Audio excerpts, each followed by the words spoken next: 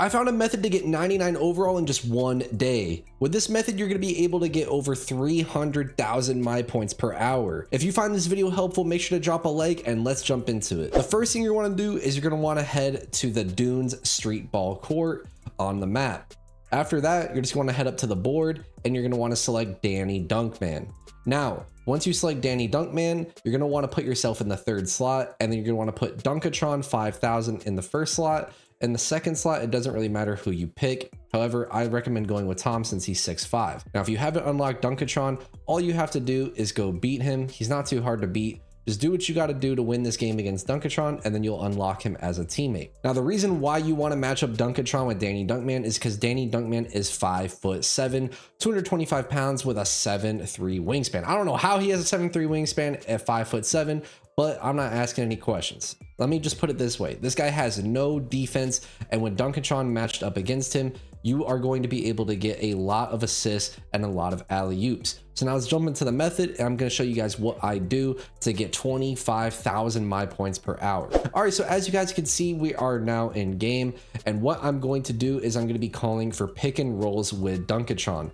The way I do this is I tap L1 or LB if you're on Xbox, and then I hold down Dunkatron's icon. This is going to guarantee I get a pick and roll with him every single time, because if you just hold L1 or LB normally, it's just going to bring whoever's closest to you to come set the screen. Now, when I run this pick and roll with Dunkatron, as you guys can see here, we are going to be getting a lot of contact alley-oop animations, and that's what makes him so overpowered. Now, alley-oops are actually what are going to give you the most points per game, and it goes up to 15 assists. Once you get over 15 assists off alley-oops, it caps at that amount. So that's why the street ball method is the best method, because if you're wasting a bunch of time in a normal MyCAREER game, once you get above 15 alley-oops, you are not going to receive any more my points. However, alley-oops give you the most my points versus any other type of game event, such as steals, blocks, jump shots, you name it. This is going to be the easiest method to get a bunch of my points. So that's really what you want to focus on here, is you want to focus on getting Dunkatron as many dunks as possible. With this method, you could get around 11 lobs per game. That's going to give you around 25,000 my points as long as you end the game with a good teammate grade. Now, what I want you guys to do is on defense, just let them shoot the ball. You don't want to waste a bunch of time in game playing defense and waiting for them to shoot. You want to get these games over with as fast as possible. That's how we're coming up with the 300,000 my points per hour calculation, is you want to get these games done at most every 5 minutes. So if you were to get one game done every 5 minutes, that's going to be 12 games an hour, which means that you are going to be able to get 300,000 my points per hour. Now, you're not going to get 25,000 my points every single game, so it's going to have to be a really productive hour for you to hit that 300k mark, but it's still way higher than what you could get last year.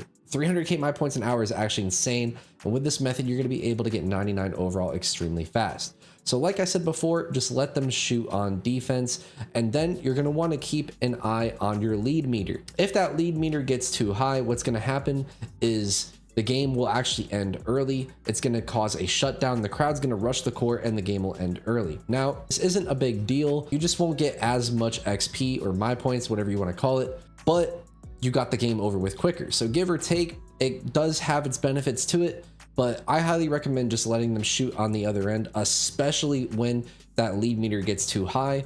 That way you don't have to worry about the game ending early, and you can focus on actually getting your 11 lobs for that game. Now, when you're setting the pick and roll, I really want to break down to you guys how to set this pick and roll properly so you're not throwing turnovers, because teammate grade is extremely important when it comes to actually getting the most amount of my points possible. If you guys don't get a good teammate grade, you are not going to get the most amount of my points possible. It's actually going to hurt you a lot. You don't want to throw turnovers. So the way you avoid this is you run this pick and roll and you keep running it until you clearly see that Dunkatron has an angle where he's parallel to Danny Dunkman or the hedge guy, or you see that he's beating them on the roll. If Danny Dunkman or one of the other defenders is in between him and the basket, I don't recommend throwing the lob, because what's going to happen is you're going to throw the lob, he's going to get put in an animation where he's going to go try to catch it, but then he's going to bump into the defender and then the ball is going to sail out of bounds. So you want to make sure that he has some type of side angle where he's either parallel to the defender for a contact alley-oop, or you want to make sure that he's beating them for the alley-oop pass. That way you're going to get an easy lob and alley-oop. Now, another thing that you guys want to be careful of is you want to be careful of your angle. What I highly recommend is that you guys take a wide angle and you're driving towards the basket. You want the defenders to be focused on you and not Dunkatron. If the defenders are focused on you, you're going to be able to easily throw the lob over their heads, and that way you're going to be able to get alley-oops every single time without having to worry about turnovers. If you guys replay these clips or you watch these clips on screen right now of me throwing these lobs, you're going to see the exact angle I take. And this is really important, guys, because if you're not taking this exact angle, a lot of times your point guard is going to throw a lob that Danny Dunkman can actually steal, which doesn't make sense at all, because you would think that there'd be logic in this game where no matter what, your player is going to put the ball where a 5'7" point guard cannot get it, especially when you have a tall guard like Dunkatron going up for lobs. However, this game really doesn't have too much logic. It's 2025. They still haven't really figured it out. So you got to kind of take things into your own hands, and you got to make sure that you put yourself in spots to throw the best lobs possible. As you guys can see, I'm making sure to always throw it when I'm attacking the rim. So I'm running towards the rim, and then once I see those defenders are focused on me, then I'm throwing the lob. Now you guys can see when this game ended, I got around 18,000 MyPoints. So obviously that's really good, but we could do a lot better. As you guys can see right here, GB3 got 25,000 MyPoints in his game. So it really just depends. Sometimes you're gonna get way more MyPoints, sometimes you're not. It really just depends on your teammate grade. It depends if you threw turnovers. It also depends on if you did anything else in the game, such as if you got shot contests, if you got steals, things like that can weigh into how much MyPoints you get. However, the real sauce is the alley-oops. That's what's going to get you the most MyPoints, and that's how you're going to hit 99 overall extremely fast in this year's game.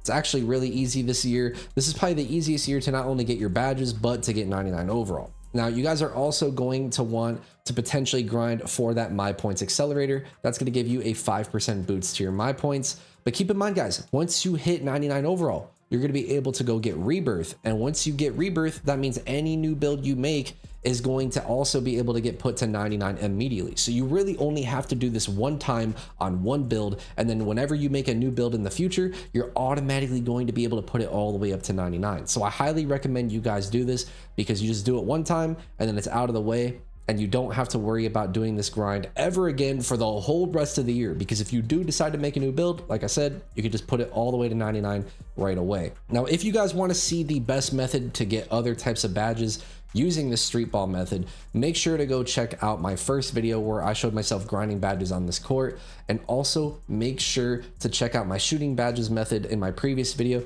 where I show you guys the best method to get each individual shooting badge. That way you can get all of your badges maxed out to legend ASAP. I've got a lot more content on the way that you guys aren't going to want to miss, so make sure you haven't already, hit that like button and hit that sub button so you don't miss a thing, and I'll see you guys in the next one. I'm out. Peace.